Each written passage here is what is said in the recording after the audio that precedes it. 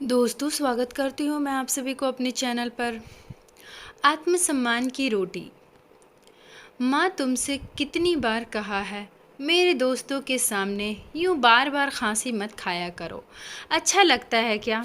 कोई घर में आए और तुम हर समय खांसती रहो। तुम्हें शायद पता नहीं, तुम्हारी खांसी की आवाज़ से परेशान होकर मेरे दोस्त यहाँ से जल्दी चले गए। और एक दोस्त तो यह भी कह रहा था कि उस दिन भी तुम्हारी माँ बहुत खांस रही थी। अब तक उनकी खांसी गई नहीं क्या? कहीं उन्हें कोई गंभीर रोग तो नहीं? हमें यहाँ आना बंद करना पड़ेगा। और हितेश, तेरे परिवार का ध्यान रख, वरना कहीं इनकी वजह से तेरे परिवार को कुछ रोग ना हो जाए। माँ, आप अपने कमरे से ज़्यादा बाहर मत निकला कीजिए। हितेश गुस्से में अपनी माँ कलावती जी से बोला। पीछे से हितेश की पत्नी सीमा भी बोली, हितेश, मैं तो तुम्हारी माँ को समझा समझा कर थक गई, मगर इनके कानों तो जूं तक नहीं रेंगती। पूरे घर में यूं ही खांसते खांसते घूमती रहती है। इन्हें तो इतना भी नहीं पता कि मुंह पर हाथ रखकर खांसी खानी चाहिए। घर में दो छोटे बच्चे भी हैं, कम से कम इनके बारे में ही सोच लेती, मगर नहीं, इन्हें अपने कमरे में एक जगह बैठा ही नहीं जाता। कलावती जी बोली, तुम दोनों के पास ना तो मेरे लिए समय है और ना मेरे लिए पैसे हैं। घर की इलाज कर करके थक गई हूँ, मगर खांसी में कोई फ़र्क नहीं पड़ा। फिर भी तुम लोग मुझे अस्पताल लेकर नहीं जाते, उल्टा कहते हो कि खांसी मत खाओ। भला खांसी कोई जानबूझकर खाता है क्या? कितनी बार कहा मुझे डॉक्टर को दिखा आओ, मगर तुम दोनों को अब इस बुढ़िया की फिक्र कहाँ है? सीमा हाथ जोड़कर बोली, माँ, आप अपने कमरे से बाहर मत निकला कीजिए, बस इतनी मेहरबानी कीजिए। हाँ, नहीं है हमारे पास आपके लिए पैसे। मेरे भी दो बच्चे हैं, उनकी जिम्मेदारियां पूरी करें या आपके पीछे पैसे लुटाएं। आपको तो बस बैठे बैठे मुफ्त की रोटी तोड़नी आती है। काम की ना काज की, दुश्मन अनाज की। कलावती जी बोली, बहू, अब तक तो सारे घर का काम तुम मुझसे ही करवाती आई हो। तुमसे तो सिर्फ बच्चे बड़े करने में अपनी उम्र बिताई है, मगर मैंने इस मकान को घर बनाने में अपनी उम्र बिताई है। घर का एक एक कोना सजाया है मैंने। घर की साफ सफाई से लेकर रसोई भी संभालती आई हूँ मैं। अगर आज जब इतने दिनों से यह बुढ़िया खांसे जा रही है तो किसी को रत्ती भर फिक्र नहीं है मेरी। हितेश बोला, माँ, सीमा बिल्कुल सही कह रही है। अब आपकी तो उम्र हो चली है, मगर मेरे बच्चों के सामने तो उनका पूरा भविष्य पड़ा है।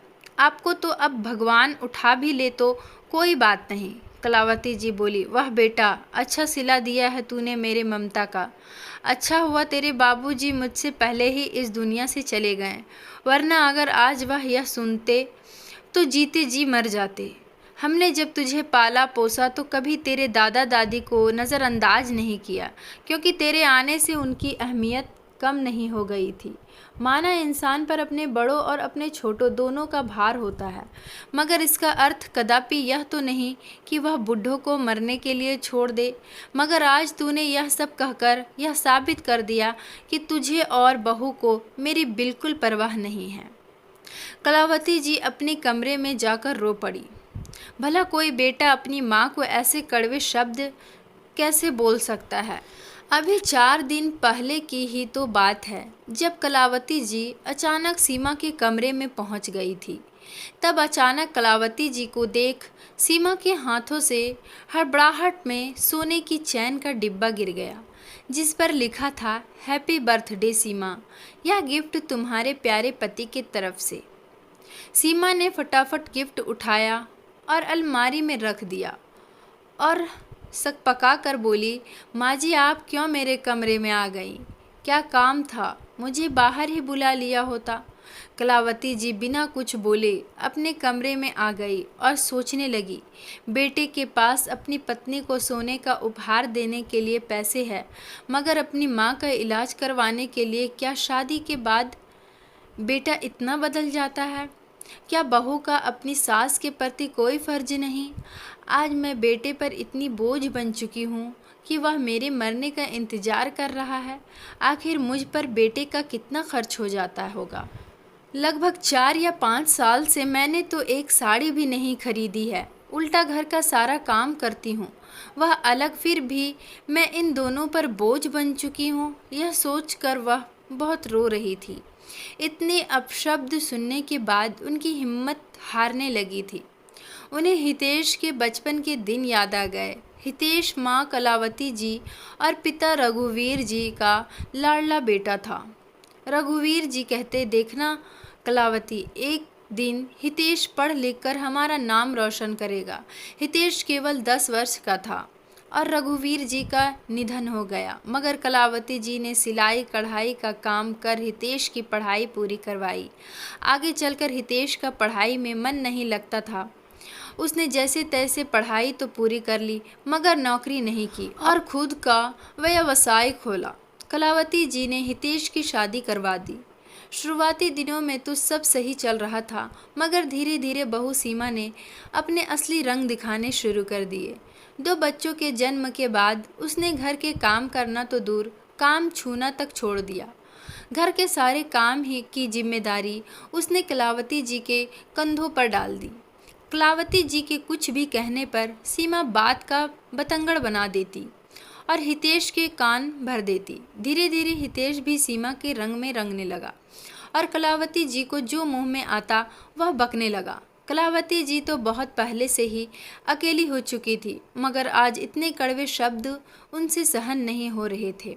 उनका रो रो कर बुरा हाल हो रहा था कि पास रहने वाली उनकी सहेली कमला घर आई। वह कलावती जी से बोली, एक खुशखबरी है कलावती, कल ही अपने गांव में एक डॉक्टर पति पत्नी आए हैं। सुना है विदेश से आए हैं, जो हम जैसे बूढ़ों का इलाज मुफ्त में कर रहे हैं। उनके साथ उनका 6 साल का बेटा भी है। सुना है थोड़े दिन यहाँ भारत ही रहेंगे, ताकि हम जैसे बूढ़ों का इलाज मुफ्त में कर सके।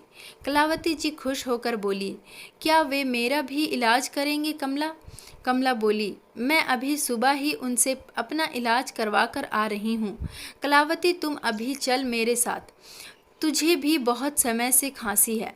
कलावती जी भी कमला के साथ उन डॉक्टर दंपति के पास पहुंचती है और अपना इलाज करवाती है। उनमें से जो लेडी डॉक्टर थी वह कलावती जी से कहती है, माँ जी, आपको एलर्जी वाली खांसी हो गई है, आपको धूल मिट्टी से थोड़ा दूर रहना होगा, इसलिए आप घर में साफ सफाई के काम से थोड़ा दूर रहिएगा और अगर सफाई करनी भी पड़े तो मुंह पर रुमाल लपेट कर कीजिए। कलावती जी कहती है, मैम साहब, मैं धूल मिट्टी से कैसे दूर रह सकती हूँ? मेरी बहू घर के ऐसे काम बिल्कुल नहीं करती है, ऐसे सारे काम तो मुझे ही करने पड़ते हैं और मुंह पर रुमाल लपेट कर तो मेरा दम घुट जाएगा। डॉक्टर साहिबा बोली, कलावती जी, आपको इस उम्र में बहू के होते हुए यह सब कामों से थोड़ा दूर ही रहना चाहिए। अब देखिए आपको कितनी ज़्यादा खांसी हो गई है, जो रुक ही नहीं रही। फ़िलहाल मैंने आपको दवाइयाँ दे दी है, अगर आपको 1 हफ्ता रोज यूं ही मेरे पास आना पड़ेगा ताकि मैं आप में हो रहे बदलाव को देख पाऊं। आप शायद जानती नहीं, 1 महीने से ऊपर की खांसी जानलेवा भी हो सकती है। कलावती जी बोली, डॉक्टर साहिबा, वैसे भी जान की किसको पड़ी है? मेरी जान अगर चली भी गई तो मेरी परवाह करने वाला इस दुनिया में है ही कौन? खांस खांस कर बुरा हाल हो गया था, इसलिए आ गई इलाज करवाने, वरना अपने आप से लगाव तो कब का ख़त्म हो चुका है। लेडी डॉक्टर को कलावती जी की बातों से आभास हो चला कि वे बहुत दुखी हैं। कलावती जी अब रोज़ उनके पास जाने लगी। बातों बातों में पता चला कि उन डॉक्टर साहिबा का नाम रीमा है और वे दोनों पति पत्नी यहाँ गांव में थोड़ी दिनों समाज सेवा करके वापस अमेरिका लौट जाएंगे। कलावती जी की रीमा से अच्छी दोस्ती हो गई थी। उनकी खांसी में भी आराम पड़ गया था। रीमा प्यार से कलावती जी को नाम से संबोधित करती। कलावती जी डॉक्टर रीमा के बेटे वरुण को भी खूब प्यार करती और कभी कभी उसके लिए घर से कुछ कुछ पकवान बनाकर भी लाती, जो वरुण को बहुत पसंद आते। कलावती जी ने भी डॉक्टर रीमा को सब कुछ बता दिया था कि उनके बेटे बहू उनसे कैसा व्यवहार करते हैं। कलावती जी बोली, रीमा जी, यदि आप ना होती तो मैं शायद एक कमरे में हमेशा के लिए बंद हो जाती, क्योंकि मेरे पास बिल्कुल पैसे नहीं हैं और मेरी बेटा बहू तो मुझ पर चवन्नी भी खर्चा करना नहीं चाहते। रीमा बोली, माँ जी, ऐसे बेटे बहू को तो आपको सबक जरूर सिखाना चाहिए। कलावती जी बोली, बेटा अब इस उम्र में मैं क्या सबक सिखा पाऊंगी।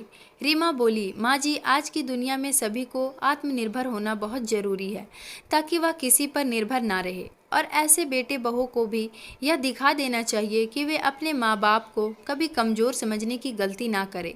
कलावती जी को रीमा की यह बात बिल्कुल सही लगी। रीमा कलावती जी के जाने के बाद सोचने लगी, काश मैं बा की कुछ मदद कर पाती।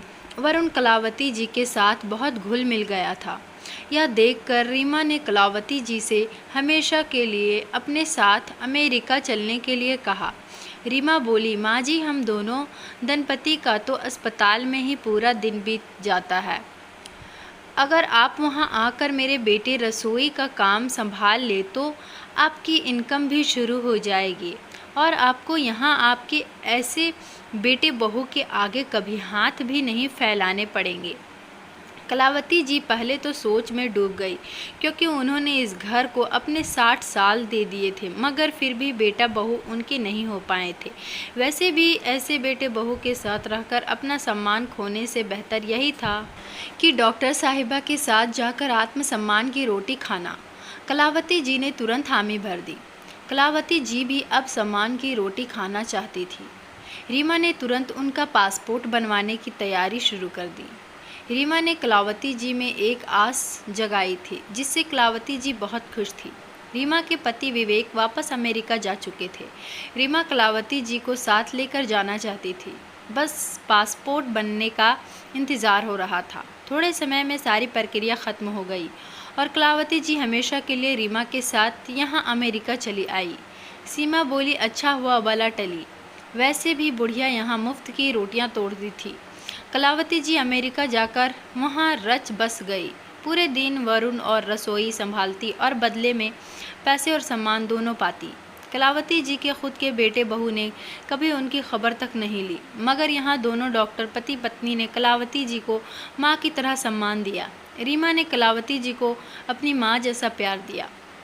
यहाँ आकर कलावती जी ने भी कभी अपने स्वार्थी बेटे और बहू को याद नहीं किया। लगभग 15 वर्ष हो गए कलावती जी को अमेरिका में कि एक दिन अचानक उनके बेटे हितेश का उन पर फ़ोन आया और वह रोते हुए बोला, माँ तुम्हारी बहुत सीमा को ब्लड कैंसर हो गया है और मैं बहुत मुसीबत में हूँ। शायद हमने जो तुम्हारा हर पल तिरस्कार किया यह उसी की सज़ा है। माँ मुझे माफ़ कर दो। कलावती जी इतने सालों बाद बेटे की आवाज़ सुनकर कुछ देर तो कुछ बोली ही नहीं, मगर माँ कब तक अपने बेटे से नाराज़ रह सकती है।